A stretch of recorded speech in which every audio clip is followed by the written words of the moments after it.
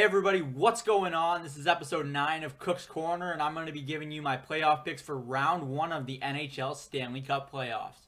Now, my predictions for the play-in round weren't so great. I went 2-6 overall, so before each series prediction, I'm going to give a little dive into what went wrong for my picks in that first round. Let's start with the Eastern Conference. In that first round, I did take the Florida Panthers over the New York Islanders, and the New York Islanders ultimately won in 4 games. I underestimated the Islanders' tight checking, low-scoring brand of hockey. Their whole team just buys into the product that Barry Trotz puts on the ice for them, and ultimately Trotz outcoached Joel Quenneville.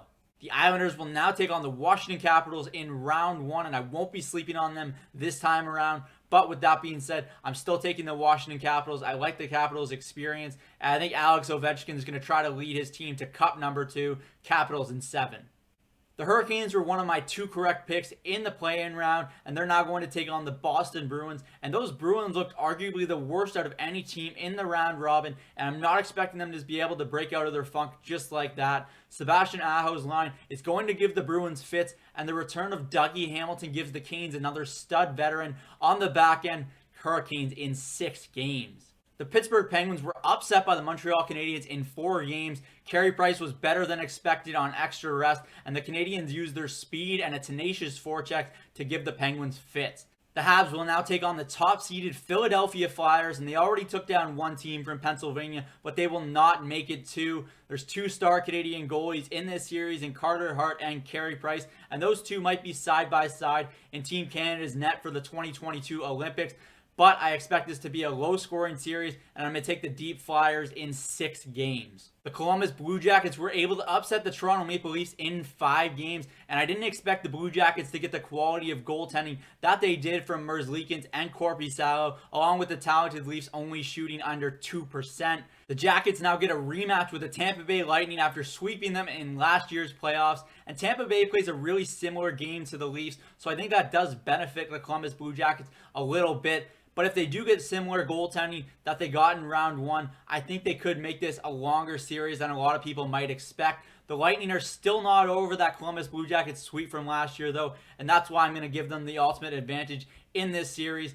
But Steven Stamkos and Victor Hedman are question marks to play in this series, so I think that makes it a little closer than it should be, but I'm still going to go with the Lightning in 6 games. Moving on to the Western Conference, the Minnesota Wild did not get the upset that I expected them to in round 1. The Canucks won in 4 games. I figured that despite the Wild's terrible goaltending this season, that they would get some saves in the playoffs. That just wasn't the case, and the Canucks' young stars took over the series. The Canucks will now take on the defending Stanley Cup champion St. Louis Blues, and I don't think the Canucks are ready for primetime just yet. I really love the series for Elias Pettersson and Quinn Hughes, but I'll take the heavy St. Louis Blues in this series. I ultimately trust Jordan Binnington more than I do Markstrom, and I think Ryan O'Reilly can be the difference on a shutdown line for this Blues team. Blues in 6 games. Now, I took the Nashville Predators in 5 games over the Arizona Coyotes, and the Coyotes won in 4 games. The Coyotes got better goaltending, timely goal scoring, and ultimately just looked like the more hungry team.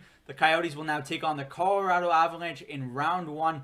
Colorado is probably my Cup favorite as of right now. They're just too deep, and if they can get the goaltending that I think they can, I'm not really sure how any team is going to stop them. Give me Nathan MacKinnon and Cale Makar's Avs all day of the week. Avs in 6 games. The Chicago Blackhawks took down the Edmonton Oilers in 4 games. McDavid and Draisaitl needed more help than I originally thought, and Jonathan Toews came back from the dead and was vintage playoff Toews. Jonathan Toews and the Blackhawks will now take on the Vegas Golden Knights, and I expect the Hawks' Cinderella story to end here. This is a fun, emerging Vegas squad led by Shea Theodore and Mark Stone, and I really think they will be the difference makers in this series, especially if they can get the goaltending from one of Robin Lehner or Marc-Andre Fleury. I'm taking the Vegas Golden Knights in 5 games. Lastly, I had the Winnipeg Jets beating the Calgary Flames in the play-in round. That didn't happen. The Flames won in 4 games, largely due in part to Mark Scheifele and Patrick Laine's injuries derailing the Jets' scoring depth. The Flames will now take on the Dallas Stars in round 1.